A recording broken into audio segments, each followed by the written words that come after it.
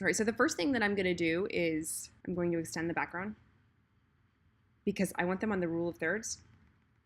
And I'm going to pop them over there just like that, but I still want it to be a 2-3 ratio. So I am going to I'm not going to do the content aware fill because sometimes it does it wonky, so I'm just going to undo that and hit enter. And then I'm going to come in and I'm going to select this with just a selection tool, right click, fill. Oh, sorry. Sometimes if you do it separately, it does it a little bit better. All right, and then I'm going to come through like this, and I'm going to do fill and see what it does. Sometimes it makes it wonky, sometimes it works really well. I'm happy with that. I might come through and fix this with the content aware fill a little bit more, but honestly, it's not bugging me. So then what I'm going to do, I will fix this sky part later and I'll show you. So then next thing that I would do is whenever you're doing a sky overlay, you want this, and the sky is blown out, you want it to be completely blown out. So all right, so I will add a curves layer and I'm going to bring everything up, including the sky is really what I want to be blown out. So if you do this little hand guy right here, you can use the eyedropper tool to select a tone and it'll only affect that tone as you slide up. Okay, I like that. So the next thing I'm going to do, I want this sky to be completely blown out, is I'm going to just take my brush tool. Now, if you don't want to make changes on your background layer, sometimes you want to make sure you just preserve it. You can create a new layer like Command J and you'll just draw on that. But I'm going to select this color and I'm going to color all of it, so kind of make the sky, because it doesn't matter if the sky is like completely blown out. That's kind of what we want. And it doesn't have to be perfect. All right, so that's a good start. Now I'm going to add my sky. And I'm going to do this sky, and I noticed when I was looking through skies, this one has a little hawk on it, so that will be kind of fun to add. So I'm going to flip this horizontally, and then I'm going to line up where I want the sky to be. And then I'm going to put this bird about kind of where they're going to be looking.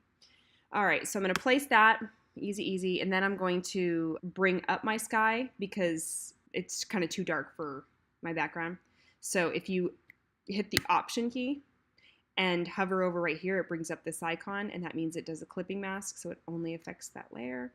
So I'm going to bring up my highlights, bring up my midtones a little bit. That's good enough. And now, to blow your mind, if you select your sky, we're going to hit darken. We're going to change our blend mode right here to darken. Now, if you'll notice, boom, they popped right up. What this does is anything that's dark, it shows through. And anything that's light, it shows on. So here, it showed all the way through. Now, if you zoom in, there's going to be some like little bits like where their white shirts are showing.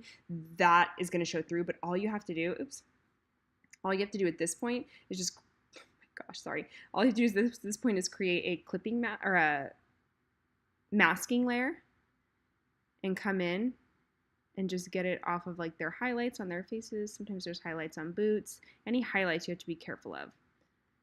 And then that white shirt right there. His ear maybe. All right, that looks good. So then what I'm going to do is I'm going to lower my opacity just a little bit on the sky so that I can see what I'm working with. And then I'm going to come in with a brush and a soft brush, and I'm just going to brush off the sky so that that distant land, is that what you'd call it? So the distant, it comes off the grass, because this grass is pretty blown. Well, not blown, but it's pretty bright. So, and we've got these mountains down here.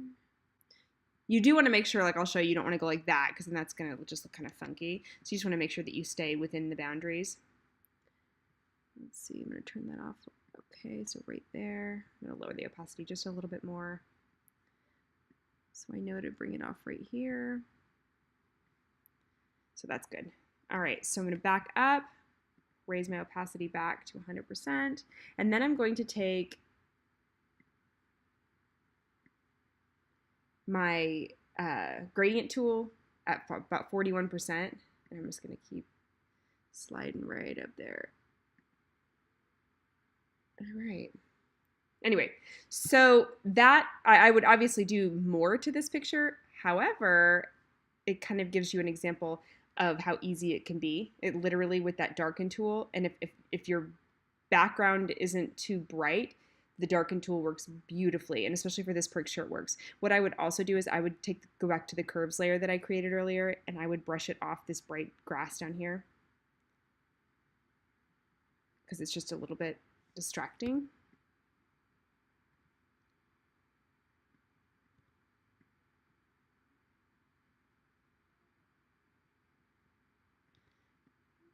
Obviously, I would do that a little bit more. There. But anyway, so that's kind of the gist of it. And then I would obviously make adjustments to the overall picture. But I kind of think that's so much easier than having to like paint off all around them.